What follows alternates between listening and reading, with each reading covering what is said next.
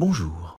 Le test fonctionnel reste une activité très manuelle, car à partir des exigences écrites en langage naturel, les testeurs doivent écrire à la main une séquence d'entrée pour stimuler le code et également définir à la main l'oracle de test sous la forme « j'attends telle valeur pour telle sortie à tel moment précis ».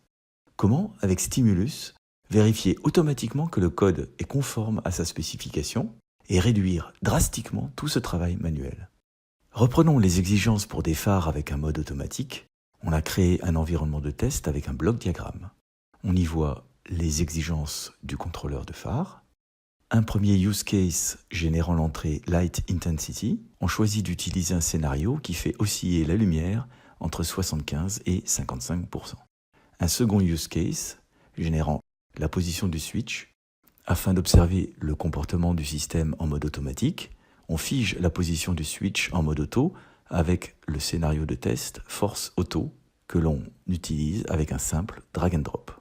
Si l'on ouvre ce scénario, on constate que la contrainte est triviale. Switch est égal au mode auto. Ce bloc diagramme sert d'environnement de test. Il permet de mettre au point les exigences, puis une équipe de développeurs a créé le code du contrôleur. Comment tester ce code et vérifier qu'il est conforme à sa spécification ? Remplaçons les exigences par le vrai contrôleur. On drag and drop l'objet DLL contrôleur qui contient le code compilé.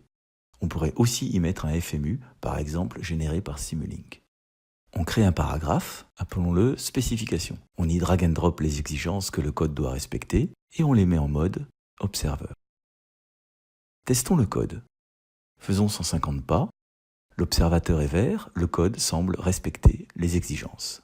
Allons plus loin dans les tests.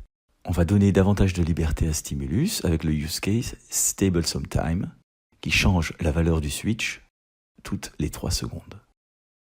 Démarrons les tests du code. Faisons 150 pas. L'observateur a viré au rouge. Quand le code viole-t-il sa spécification ? Rajoutons l'observateur dans la vue plotter.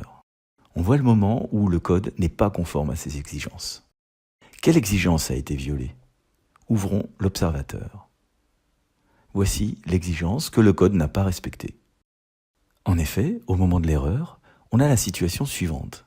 Les phares sont off, le switch vient de basculer sur auto, Light Intensity est en dessous de 70%. Or, selon l'exigence, on devrait allumer les phares.